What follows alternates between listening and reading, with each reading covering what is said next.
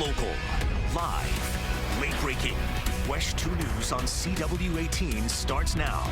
Tropical storm watches are in effect tonight for parts of central Florida. A tropical storm could form in the Gulf of Mexico, and it could bring us some heavy rain and strong winds. Chief Meteorologist Tony Manalfi is tracking this storm and looks at what's ahead in your first warning forecast. Tony. And I tell you what, guys, now that we've had our first run of the hurricane hunters in there and we're getting some of the model data back, the news is good. There's not much of a shift in the overall models. There is a shift in the thunderstorms tonight. Southwesterly wind shear taking the storms closer to the eastern side of the center and really hammering Havana tonight as this storm system is moving off to the north at about 5 miles an hour. You can see the winds at 35 around the center on the eastern side. You take a look at the latest cone. Once it goes past and over Florida, it is not going to strike the United States for a second time. So for me, the cone is a little bit tricky. It says it'll arrive on the west coast at 2 p.m., but because we saw all the storms so far ahead on the eastern side, I like 2 a.m. to 2 a.m. 2 a.m. Saturday to 2 a.m. Sunday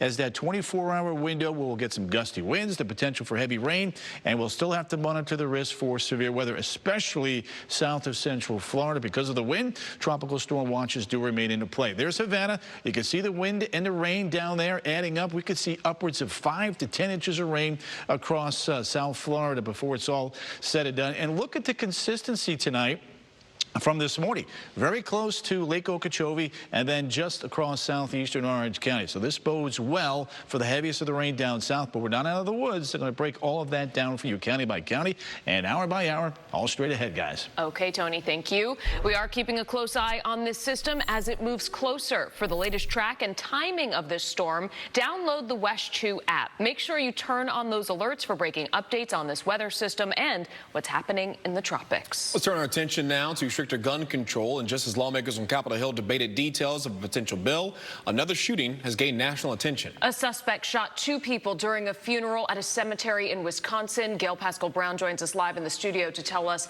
about a bill aimed at curbing gun violence. Gail. Michelle and Stewart, the bill was first introduced into Congress just 2 days ago. The Protecting Our Kids Act was heard in a House Judiciary Committee tonight. And what a lively and lengthy debate it was. Now, action from the full House is expected to come as soon as next week, but political observers say the bill could face some steep opposition in the Senate. Democrats and Republicans each control 50 seats, and the bill requires 60 votes to advance. Michelle? Okay, Gail, thank you. Meanwhile, President Joe Biden isn't willing to accept any more carnage. He delivered a rare evening speech on gun violence earlier this evening, urging lawmakers to take action. It comes after another mass shooting in America. The president has met with grieving families in the last 3 weeks, first in Buffalo, New York, and then in Uvalde, Texas. He says certain guns should not be in the hands of citizens. The white man charged with a racist mass shooting that killed 10 people in Buffalo has pleaded not guilty to all charges against him. Prosecutors say the evidence against the 18-year-old is overwhelming. Before he started shooting, they say he posted documents online about his white supremacist views and said he'd been planning the attack for months. In addition to 10 counts of first-degree murder, he is charged with a domestic terrorism charge that carries an automatic life sentence. Some victims' families spoke out today about the justice they want in this case. But the way that this is going is just more has to happen than him going to jail, period.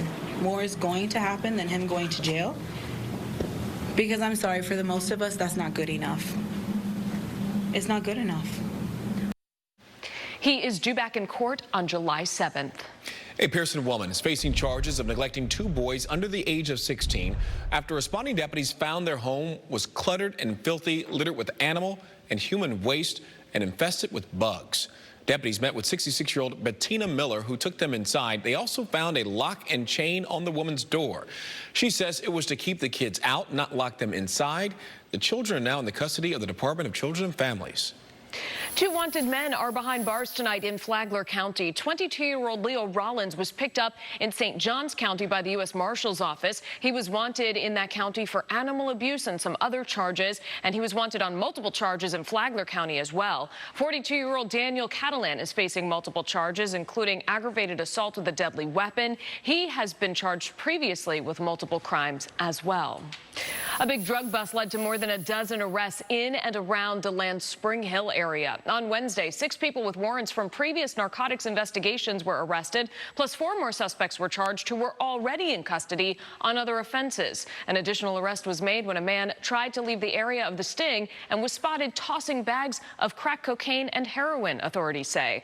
Following the warrant roundup, 3 more people were arrested during a reverse narcotics sales operation near a local store, and that brings the final tally to 14 arrests. Governor Ron DeSantis just signed a nearly $110 billion budget bill and vetoed more spending than ever before. WESH News' Anika Hope looks at the numbers and what it all means for people living in Central Florida. The baby formula shortage is still impacting parts of this country. The efforts taken by the White House to ensure shelves remain stocked. Plus, a deadly hit-and-run claims the life of a man in Seminole County. Investigators say they think they found the car involved on fire, but the driver is still on the run. And our weather team tracking the tropics, the latest on this storm and the potential impacts of Central Florida. President Joe Biden admits he didn't understand that shutting down an Abbott plant would have a major impact on baby formula. And as the U.S. turns to other countries for help in dealing with the formula shortages, milk banks across the country are stepping up to ease some of the burden for many struggling families, all thanks to the generosity of mothers donating extra breast milk for those who need it most. Isabel Rosales has a closer look. If a parent needs milk from a nonprofit milk bank, they must have a prescription from their child's doctor. Donor milk costs between $4 and $5 per ounce to cover processing fees. The cost is often covered by hospitals when babies are in the NICU, and insurance will sometimes cover the cost for outpatients when there is a medical need. The Special Olympics USA Games are right around the corner, and they're happening right here in Orlando. Today, the Special Olympic torch made its way into the City Beautiful. The torch is being carried by law enforcement across the country and has been making its way across all 50 states. You can see the Flame of Hope arriving at Orlando City Hall ahead of the USA Games opening ceremony this coming Sunday. And now, this is sports in its truest form. Athletes competing for the love of the game. That's what we are in store for as the Special Olympics USA Games 2022 comes to Central Florida. The next WESH 2 Chronicle shows us what the games are all about and introduces us to some of the athletes representing Team Florida. WESH 2 Chronicle, Time to Shine, the Special Olympics USA Games airs Monday night at 7:30 on WESH 2 and WESH.com. Oh, that is going to be so good. I know Jim and Meredith have been working really hard on that. It's close to their heart. Okay, so we need to talk about the weather. Are we going to talk about the tropics now or later? We're going to talk about local, then we're going to get into that. And that may have an impact on the weekend on Saturday, so we're going to have to watch that for all the folks that are going to be participating and watching what's going on down there. We've had a couple showers develop here. It's a warm night tonight. Temperatures in the 70s to the lower 80s out there right now. We continue to keep an eye on potential tropical cyclone 1 and a little feature there well off towards the east. But in between those two features, we've had enough moisture sneak on in from the south. We've had some showers develop here. First along the coast, moving offshore. A couple rounds of rain up towards Polk City, and then a few showers here falling apart just south of Orlando, holding together the little outflow boundary, agitating those showers in and around Leesburg, and then up towards the northwest side of Ocala. We've had a couple of showers. Futurecast showing things subsiding here over the next hour or two. Other than that, I think we're going to be in pretty good shape out the door in the morning. A few high clouds. That in association now with potential tropical cyclone 1. You can already see some of those high clouds down across the south. These will continue to advance northward as this storm system moves to the north. It's going to accelerate a bit more. Now, the key to me with this cone is not to take the literal translation of 2 p.m. thinking that the stuff is going to get here at 2 o'clock. All of the energy is on the far eastern side of the storm. So from about 2 a.m., 12 hours prior to that indication right there, to about 2 a.m. Sunday, I think we'll be fairly active here, monitoring the rain. Look at the rain already down to the south. And with little bands of rain coming in, we've had some gusts down in Miami, close to 20 to 25 miles an hour. All right, one more time. The updated numbers by the models here coming in right around 2 o'clock. Again, the energy moving in before the actual arrival of that center of low pressure. All of the energy now offshore by 6:30 in the morning on Sunday and rapidly pulling away. So when you take a look at the trends tonight, the tracks they've tightened up a little bit. Compliments of the hurricane hunters getting in there. There's less spread. Same strength. We're still looking at high-end tropical depression or tropical storm. That's why we've got those tropical storm watches up across the southern reaches of our viewing area. All right, side-by-side comparison. Here we go. Look at the differences here. GFS model already coming on shore by about 8 o'clock. Euro's a little bit more off to the south and west, but you can see what happens. Both models bring in rain to central Florida, but by far and away, the Euro is bringing the heaviest rain in, and you can see everything lifting off to the north and the east very early Saturday morning. All right, let's take a look now. 7-day forecast here.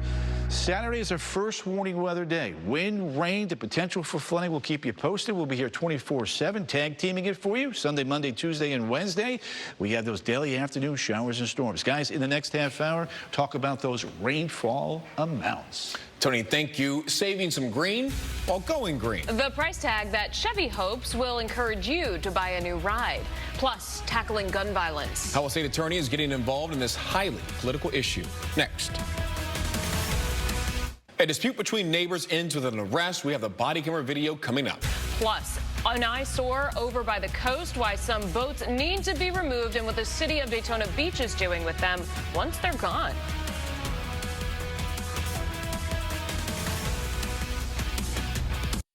Local, live, late-breaking. WESH 2 News on CW18 starts now. And we, of course, are going to start this half hour with tropical storm watches issued for parts of central Florida. Chief Meteorologist Tony Manalfi is looking at potential tropical cyclone 1 in your first warning forecast. Tony. And I tell you what, we are about 20-25 minutes away from getting that 11 o'clock update, and we'll continue to watch that there for you. Gusts tonight in the Miami area, upwards of 20 to 25 miles an hour.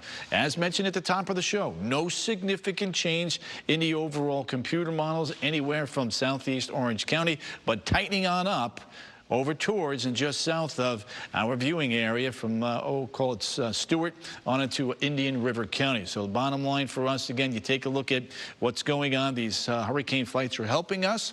We've got one at 2 a.m., one at 7:30. We'll continue to feed you that information online and on our social media feeds. Euro, GFS, side by side. Euro still gives us more rain and the risk for some severe weather.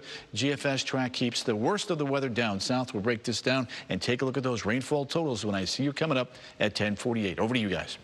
Right now, the Florida Highway Patrol is hunting for the driver of a car that troopers say hit and killed a man who was out walking his dog in Castleberry. Early this morning, the vehicle was found on fire on a dead-end street. WESH 2's Amanda Dukes has more information about the driver. State Attorney Monique Worrell had a news conference in Orlando this afternoon to discuss the string of recent shootings we have seen in our area. WESH 2's Summer Knowles is joining us in studio. And Summer, what does her office plan to do about it? Well, the details are a little light, but basically she plans to look at what other communities are doing across the state and the country that seem to be working and then try to use that as a blueprint or guidance for us here, because she says she is alarmed by the amount of gun violence that we are seeing not just across the country, but also right here in Central Florida. The Biden administration is canceling nearly $6 billion in student loan debts for students of Corinthian colleges.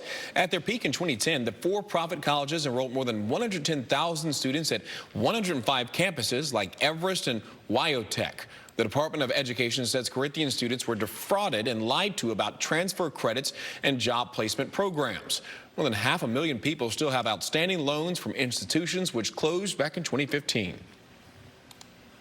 And of course, we all know that's real money in the pockets of real people who have faced over these years significant debt, many of whom are still struggling to make ends meet as costs have gone up.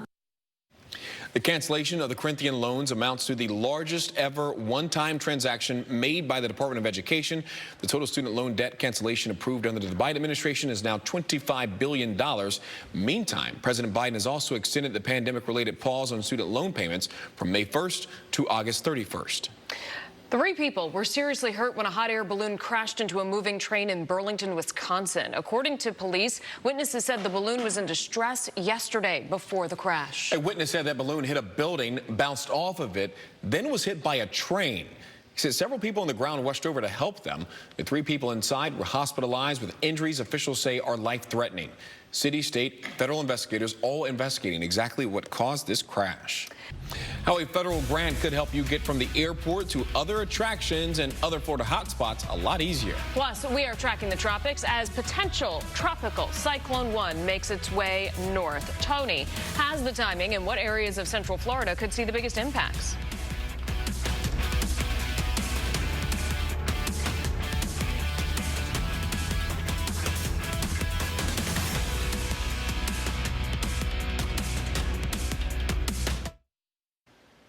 Central Florida is one step closer to building a high-speed rail line between Orlando and Tampa. Local leaders just announced the region is now getting millions of dollars in grant funding for the project. WESH 2's Bob Hazen tells us about the planned stops along the Sunshine Corridor. The federal grant kickstarts plans not just for Brightline in Central Florida, but also to expand Sunrail out to the airport and to the attractions. Inez Bracey is a life and health coach, so she told me waiting for the bus doesn't bother her. I don't stress. Stress kills. We met her at the Sand Lake Road station for Lynx and Sunrail, where she'd ridden a bus from the airport and was waiting for another bus to get home to Seminole County. She told us if she had her preference, she'd take the train. When you take the Sunrail, it's relaxing and it's cool. You don't have to stress over anything. In the future, that could be a reality. Brightline, the company that right now is finishing up a rail service from West Palm to Orlando, says it's been approved for a nearly $16 million grant from the U.S. Department of Transportation. The company will match that grant to begin work on a new line called the Sunshine Corridor, running from Orlando International to Tampa. In Central Florida, there'd be stops in the tourist area, including near the Convention Center, on property owned by Universal, and another at Disney. The higher speed train would also share the tracks with Sunrail, meaning the commuter train would finally give mass transit users a link to the airport and the tourist area.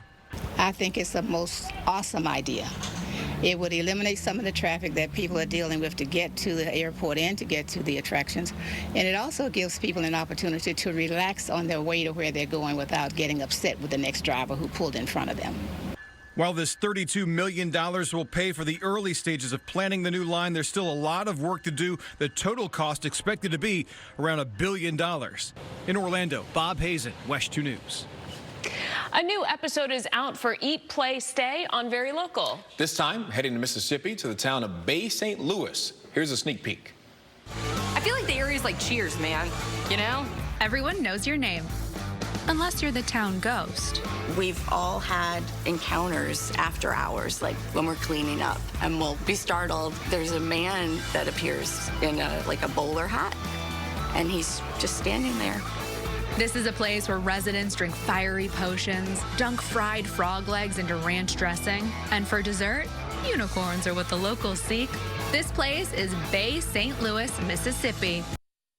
We got to get more on that guy with the hat. Yeah, that was a very good tease. You should call somebody. I'm going to need to watch that. Of course, this is just a taste of what you'll see in this episode. You'll learn how the city rebuilt after Hurricane Katrina and continues to attract visitors from across the country.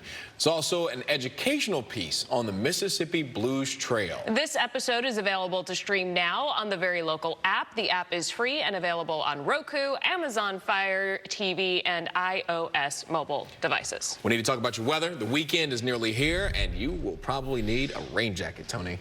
Yeah, it's a tale of two stories. Saturday, obviously, we're watching what's going on down south. But Sunday, we get back to normal. You get the kids out in the pool. You go to the beach. You're fine. You may have those daily afternoon showers or so. I'm just going to watch Friday night and Saturday. All right, let me take you. I'm off my soapbox now. No big Oh, my deal. goodness, he's such an optimist. Yeah, I love it. Yeah, Tonight. Gotta be. Hey, what do you mean? Always. Taking a look now. I love this shot of downtown Orlando, one of our newer cams. That's just a beautiful shot right there. 74 Palm Coast, 81 Leesburg, 83 back up towards Ocala. As some of this moisture will begin to lift from south to north. First down across South Florida, and then deeper into the night, rain should increase from southwest to northeast. Let me show you the cone again. The one point I really want to make is that, yes, oh, there it is. That's the 11 o'clock advisory. So a little bit of a shift. Saturday a.m. here, Saturday 8 p.m. here, a little bit quicker right there. You saw it live on TV, that little update, that little jog. Again, the cone itself pretty much in the same location, but you can see the time frames now, 8 a.m.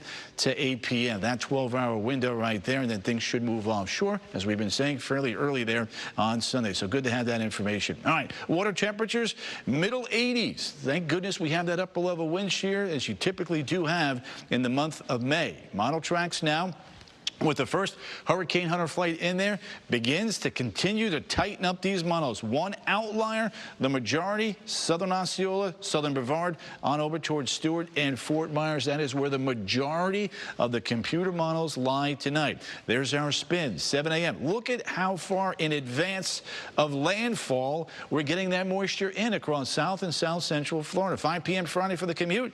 The Turnpike, I-95 wet. Look at very early now, Friday morning. Center of circulation right here. We'd have to watch that front right quadrant. Would not be surprised if the Storm Prediction Center puts a risk here from Stewart into Brevard County as we go through very early Saturday on into the afternoon. And then it is in and out, and that's why you're getting back to the coast and the pools as we get you on into Sunday. So not expected to intensify into a hurricane with that wind shear. Greatest risk still looks to the south, but we're watching the southern reaches of our viewing area.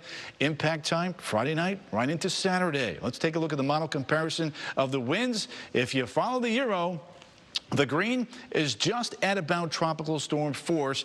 And notice how the storm, as it crosses the peninsula, taps into the Gulf Stream. We get some strong gusty winds with both models, although, as you can see, the GFS strongest winds are south and east. The European, we could have tropical storm force wind gusts, potentially as far north as Daytona Beach. Greater rain amounts come with the European computer model, but the GFS starting to sneak up now. A little bit of that rain across the southern reaches. When you combine all of the models, not just those two, you get a swath of 1 to 3 down across the southern reaches of our viewing area. One more point I've got to make here. Look at the wave heights here. Saturday on into Sunday, 4 to 9 foot waves here as that storm system cranks up. We get those northeasterly gusty winds, and that creates havoc with our seas along the coast. Friday, late in the day, showers and storms on the increase. Saturday, our first warning weather day because of the system coming on through. Then we get back to normal. Sunday, Monday, Tuesday, Wednesday, and Thursday, the heat builds. Afternoon highs 92 to 94. We need to talk legend and legend of UCF. I'm kind of sad. I just read what you're about to say, and it's kind of heartbreaking. Yeah, if I ask you to name one UCF player, probably the same person is coming to mind, right? Only because I read what you were going to say.